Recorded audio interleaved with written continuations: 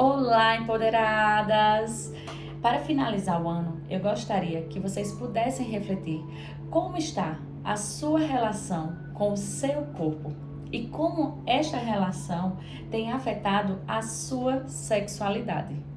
Bem, porque atualmente nós vivemos uma pressão muito grande para que a mulher atinja o corpo perfeito, de modo que muitas mulheres acabam colocando uma pressão enorme sobre si mesma de que só serão felizes ou só sentirão prazer se atingirem aquele corpo, um corpo que não existe, um corpo que mesmo se encaixando dentro desse padrão, muitas vezes recebe inúmeras críticas, principalmente agora com a era das redes sociais, com a era dos filtros, em que antes o Photoshop ou agora o filtro, as edições de imagens, se passa uma imagem de um corpo que é utilizado como propaganda e é propagado, mas que não é real.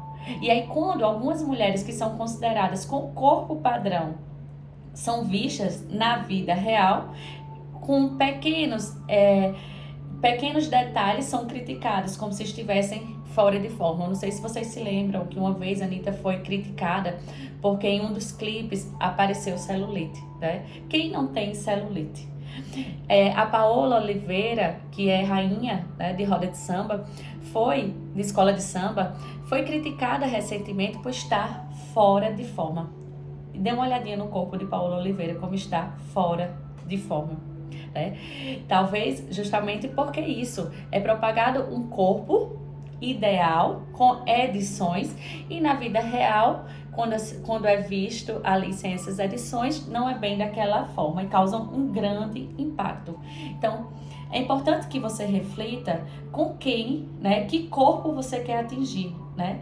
E o quanto você está depositando a sua felicidade e a sua insatisfação com a sua vida, né, por não ter esse corpo. Principalmente quando você inventa de se comparar com outra pessoa, porque aí você está querendo o corpo do outro e não aceitando um corpo que é seu, né? É importante que a gente cuide do nosso corpo, sim. Cuidar é importante, é nossa casa, é nossa morada, né? Mas que a gente possa aceitar o nosso corpo como ele é.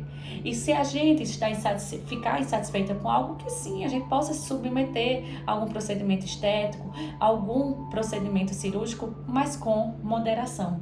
Aceitando o nosso corpo para cada etapa da nossa vida, né? A gente, né, às vezes, algumas mulheres, por exemplo, com 50 anos, querendo um corpo de adolescente, ou com 60, ou com 30 mesmo, querendo aquele corpo de adolescente, e não é possível, né? Mas a cabeça daquela pessoa com 50 anos, com 60 anos, até mesmo com 30, é muito mais madura do que aquela cabecinha lá do corpo de adolescente. A gente não pode ter tudo, né? E o que é que você quer para você? Então, é importante que você faça essa reflexão, sabe? E que é importante que a gente faça procedimentos, como eu estava dizendo, sim, procedimentos estéticos, procedimentos cirúrgicos, mas com bom senso e moderação. Por que eu estou querendo? Se pergunte, por que você está querendo tanto esse procedimento? E o que você está depositando nesse procedimento? Porque se você está depositando, né, sua felicidade, a sua paz interior depois que fizer esse procedimento, ou só depois desse procedimento, é importante repensar um pouco, né? Às vezes precisa, sim, de um acompanhamento psicológico para que você possa se conhecer, sabe? Para que você possa mergulhar para si, olhar para si e entrar nesse processo de aceitação, sabe? De autocompaixão, de ser mais bondosa com você mesma, de ser mais generosa com você mesma, de ser acolhedora. Entender o processo que você está vivendo hoje. Entender e aceitar o corpo que você traz hoje. E se você está incomodado com algo, que sim, você possa fazer algo para poder mudar, para poder se transformar. Mas claro que sempre com bom senso, recorrendo a profissionais capacitados e profissionais responsáveis. Tem que ter muito cuidado hoje. Tem muitos profissionais querendo apenas ganhar o seu dinheiro, né? E muitas vezes até tendo consequências aí negativas para a vida de algumas mulheres. Não sei se vocês viram, falecimentos mesmo, né, de mulheres. Recentemente, este ano, a gente também teve isso, né? O modelo que após algum procedimento, lembra, no joelho, ali algum procedimento, ela teve uma embolia pulmonar. Será que ela precisaria mesmo? Eu lembro que na época ela foi visto, eu vi a reportagem no Fantástico, que ela tinha também um problema, não era só uma questão estética, né? Ela, no joelho, ela também tinha um problema que doía a coluna, algo assim. Mas a gente precisa se perguntar, isso que traz essa reflexão, né? Até que ponto a gente está ficando refém de tantos procedimentos estéticos para atingir esse corpo padrão da era digital. Então, reflitam bastante antes de fazer qualquer procedimento, qualquer cirurgia, né? Sempre busque mais de uma, às vezes mais de uma opinião, ou pesquise o profissional que você vai, se realmente é um profissional responsável. E às vezes o problema tá aqui, na nossa cabeça. Quando a gente, de forma que quando a gente vai fazer o procedimento, vai entrar no processo terapêutico, a gente passa a se conhecer. E passa aquele corpo que a gente achava feio, aquele corpo que a gente achava repudiante, a gente passa a vê-lo de uma forma diferente, né? Eu lembro muito bem, né? Eu sempre tive as pernas definidas, mas eu nunca, e sim, é uma outra coisa. A gente vive numa sociedade que critica muito e aponta muito os nossos defeitos. Então, voltando para o exemplo, eu lembro muito bem, quando ali mais nova, morava em casa, e aí assim, eu sempre tive as pernas definidas. Malhava um pouco, malho desde a minha adolescência, então facilita, e tem a questão genética também, facilita o ganho e a definição das minhas coxas. Mas eu não olhava para minhas coxas, eu olhava para a ausência de uma bunda. Mesmo que as pessoas elogiassem, eu não entendia que aquilo como, que linda a tua coxa, olha que pernão, não sei o que. Mas eu não tenho bunda.